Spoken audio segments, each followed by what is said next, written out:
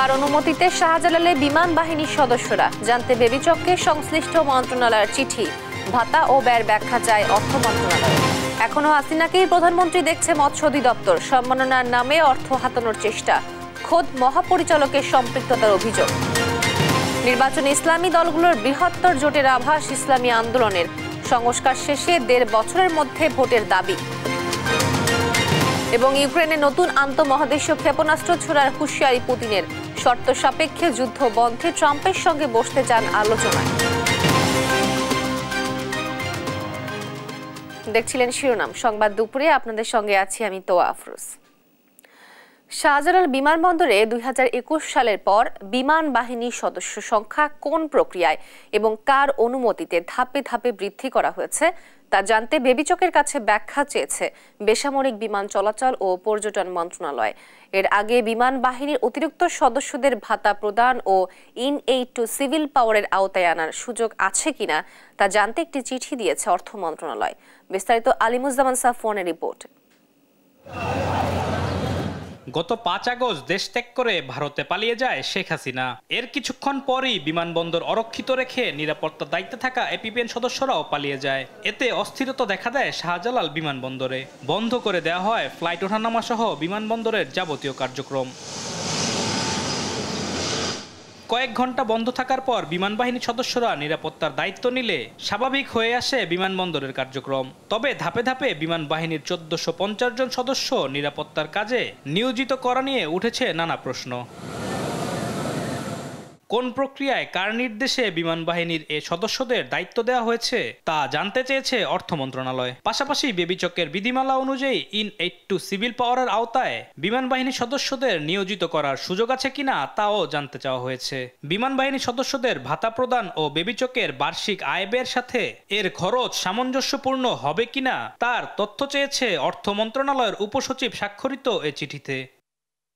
এদিকে গত 3 নভেম্বর বেসামরিক বিমান চলাচল ও পর্যটন মন্ত্রণালয়ের পৃথক আরও একটি চিঠিতে 2021 সালের অনুমোদিত সংখ্যা হতে ধাপে ধাপে বিমান বাহিনীর সদস্য সংখ্যা বৃদ্ধির বিষয়ে ব্যাখ্যা চাওয়া হয়েছে। তবে বিমানবন্দরের সার্বিক নিরাপত্তার দায়িত্ব বেবিচকের রয়েছে বলে জানান বেবিচক প্রধান।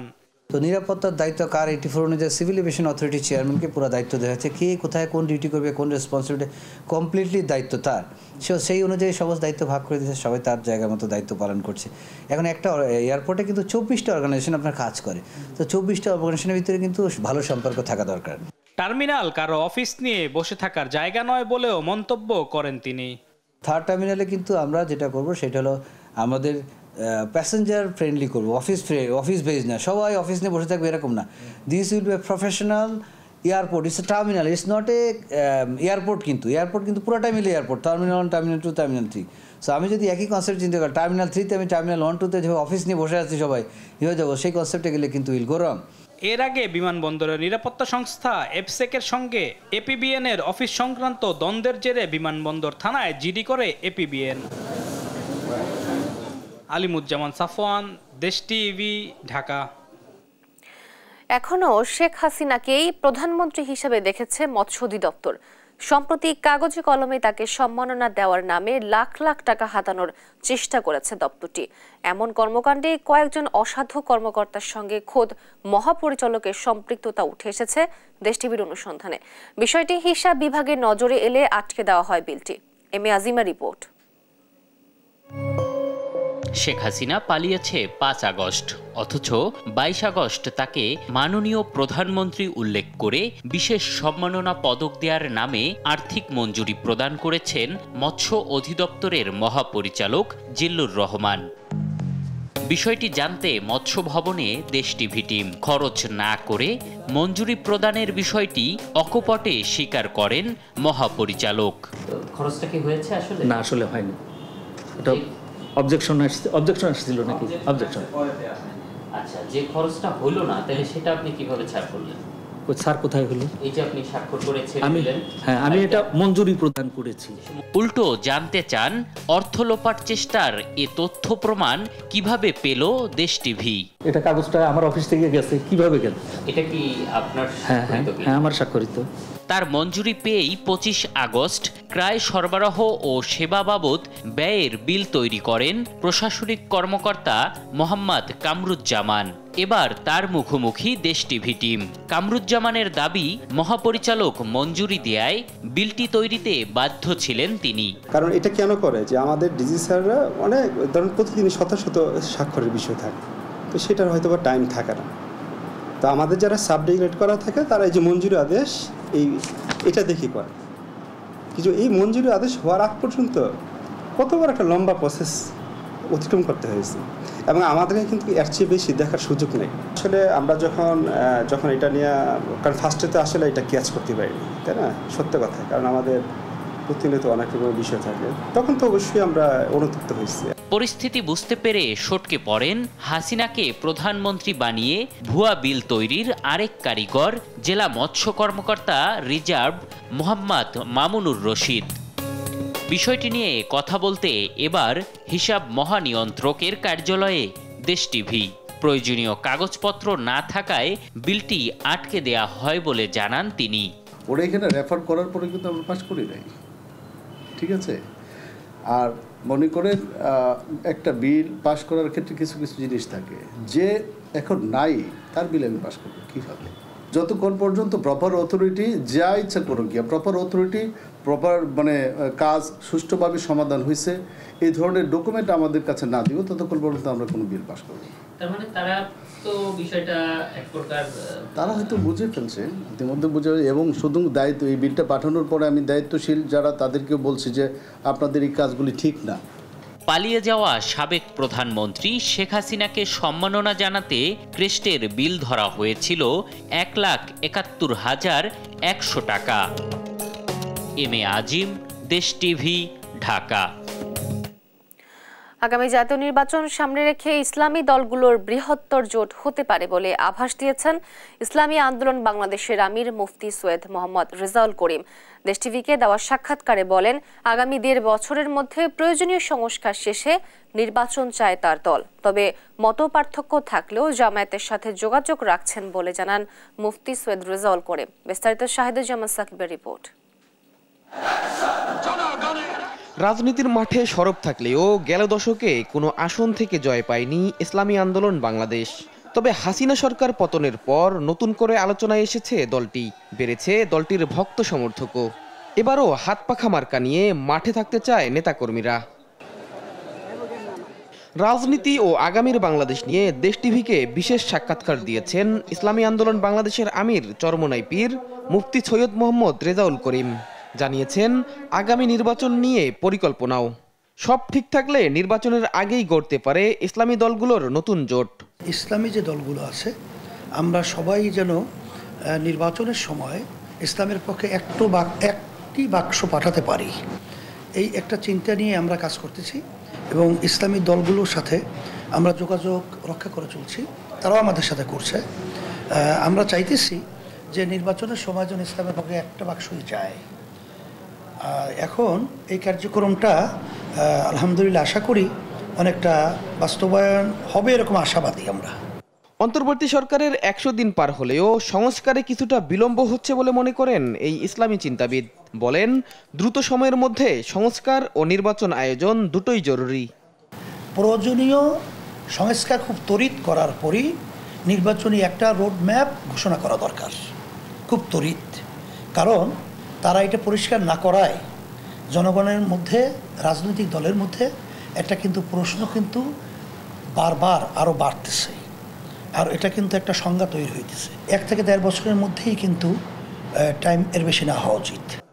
জামায়াতের সঙ্গে দূরত্ব কমিয়ে আনা ও বিএনপির সাথে সখ্যতা নিয়েও কথা বলেন চরমোনাই পীর। জামাত যেহেতু একটা উল্লেখযোগ্য বাংলাদেশের দল, সেখানে তাদের আমাদের সাথে সম্পর্ক, যোগাযোগ রক্ষা, এটা আমরা কিন্তু দেশের কল্যাণের জন্য এটা আমরা চাইতেছি। বিএনপি আমাদের সাথে আগে পরে তাদের সম্পর্ক, তাদের সাথে সৌহার্দ্যতা এটা আগেও ছিল, এখনও আছে। তবে তারা বর্তমানে যে ক্ষমতার ব্যাপারটাই মুখ্য দেখছে, এটা কিন্তু আমাদের কাছে ভালো লাগছে না। দেশকে ফ্যাসিবাদ মুক্ত রাখতে জাতীয় ঐক্য জরুরি বলেও মনে করেন মুফতি রেজাউল করিম। এই ফ্যাসিস্টের বিরুদ্ধে দেশের পক্ষে জাতীয় ঐক্য থাকা দরকার। শাহিদুজ্জামান সাকিব, দেশ টিভি, ঢাকা। ইলেকট্রনিক্স মিডিয়ার সাংবাদিকদের সঙ্গে নির্বাচন ব্যবস্থার সংস্কার কমিশনের বৈঠক চলছে। এ নিয়ে আরো জানাতে নির্বাচন কমিশন থেকে যুক্ত হচ্ছেন সহকর্মী জান্নাতুল মোহনা। মোহনা, বৈঠকে নির্বাচন ব্যবস্থা নিয়ে কোন কোন বিষয় প্রাধান্য পাচ্ছে জানাবেন।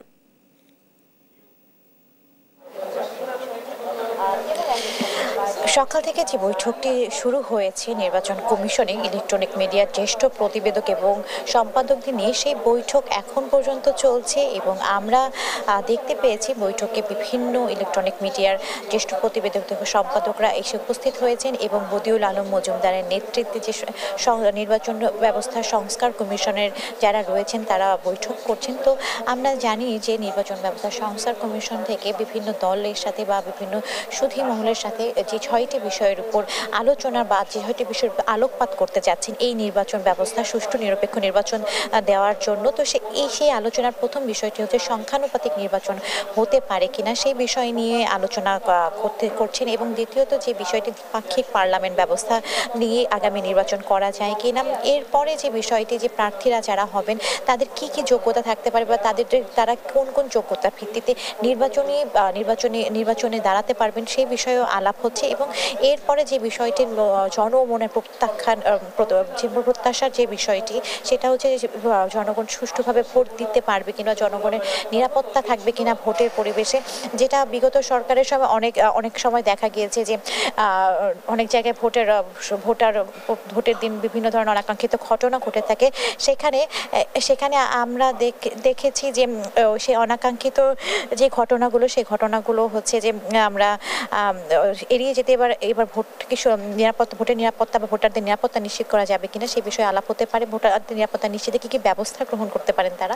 এছাড়া আইন শৃঙ্খলা বাহিনীর সাথে নির্বাচন যারা কমিশন থাকবেন সেই নির্বাচন কমিশনের সাথে আইন শৃঙ্খলা বাহিনীর সেই যেই সুষ্ঠু ব্যবহার বা যে আইন শৃঙ্খলা রক্ষার্থে সুষ্ঠু নির্বাচন করার লক্ষ্যার্থে যে আলাপ আলোচনা সেটা হতে পারে। এবং সর্বশেষ যে বিষয়টির উপর জোর দেওয়া হতে পারে বলে আমরা জেনেছি সেটি হচ্ছে তত্ত্বাবধায়ক সরকার ব্যবস্থা থাকবে কি থাকবে না এই বিষয়টি নিয়েও আলাপ হতে পারে।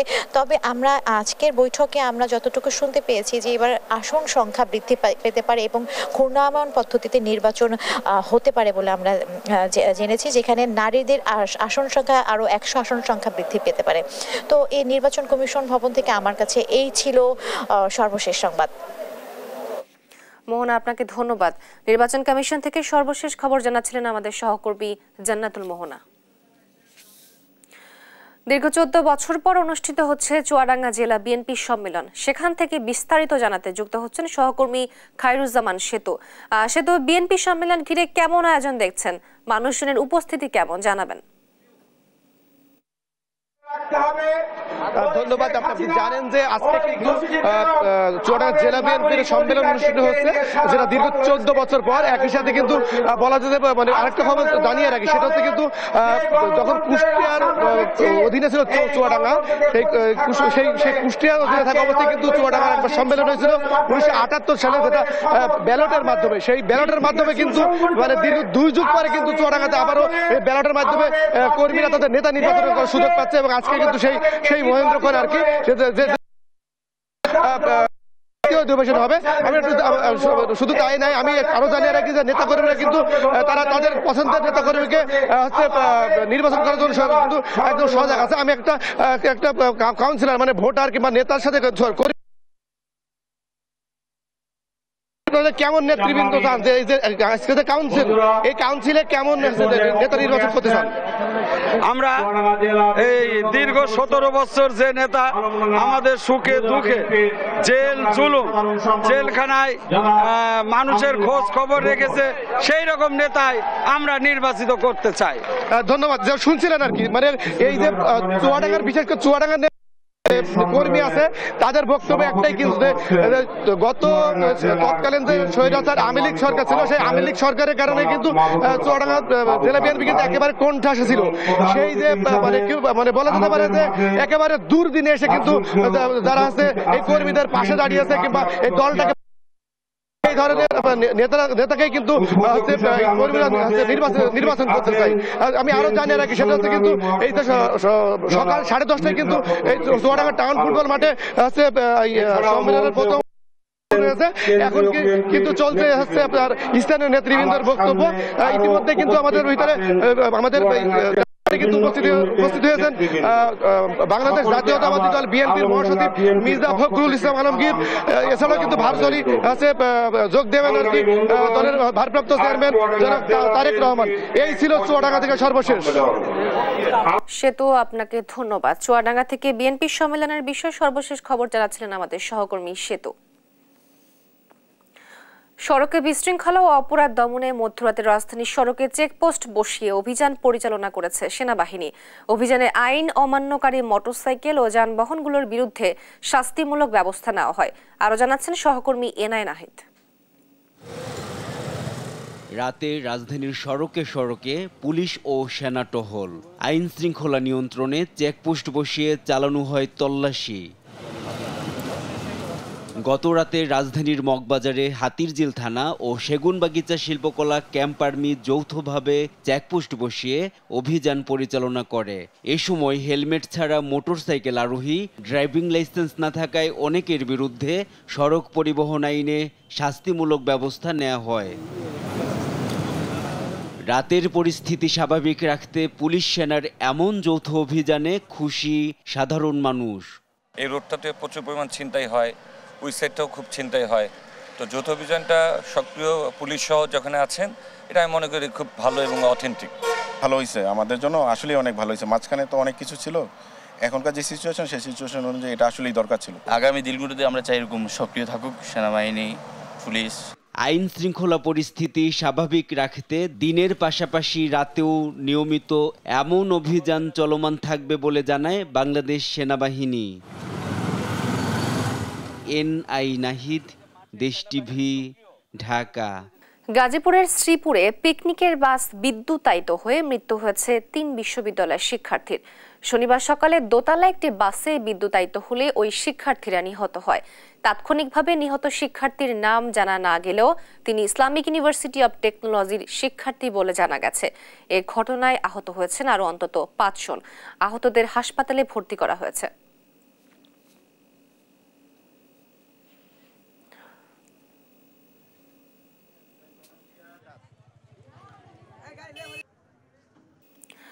ঝিনাইদহে 2 ট্রাকের মুখোমুখি সংঘর্ষে নিহত হয়েছে 1 জন। শনিবার সকাল 6টায় ঝিনাইদহ সদরের নতুনবাড়ি এলাকায় দুর্ঘটনা ঘটে। ঝিনাইদহ আরবপুর হাইওয়ে থানার ভারপ্রাপ্ত কর্মকর্তা মৃত্যুঞ্জয় বিশ্বাস জানান, সকালে চট্টগ্রাম বন্দর থেকে সার বোঝাই একটি ট্রাক ঝিনাইদহ বিসিক শিল্পনগরী এলাকায় আসছিল। নতুনবাড়ি এলাকায় পৌঁছালে সামনের দিক থেকে আসা বালু বোঝাই একটি ট্রাকের সাথে মুখোমুখি সংঘর্ষ হয়। এতে ঘটনাস্থলেই সার বোঝাই ট্রাকের চালক মারা যায়। আহত 2 জনকে উদ্ধার করে সদর হাসপাতালে ভর্তি করা হয়। এদিকে দুর্ঘটনার ফলে ঝিনাইদহ মাগুরা মহাসড়কে যানজট সৃষ্টি হলে অন্তত 1 ঘন্টার চেষ্টার পর পুলিশ যান চলাচল স্বাভাবিক করে। দপ্তরের চাকরি করে নিজ খরচে 7 বছরে 8000 গাছ লাগিয়েছেন কুড়িগ্রামের আনোয়ার হোসেন। সড়কের পাশে পতিত স্থানে ও বিভিন্ন শিক্ষা প্রতিষ্ঠানে শোভা পাচ্ছে তার লাগানো নানান প্রজাতির গাছ। প্রকৃতি ও গাছের প্রতি এমন ভালোবাসা দেখে অভিভূত স্থানীয়রা।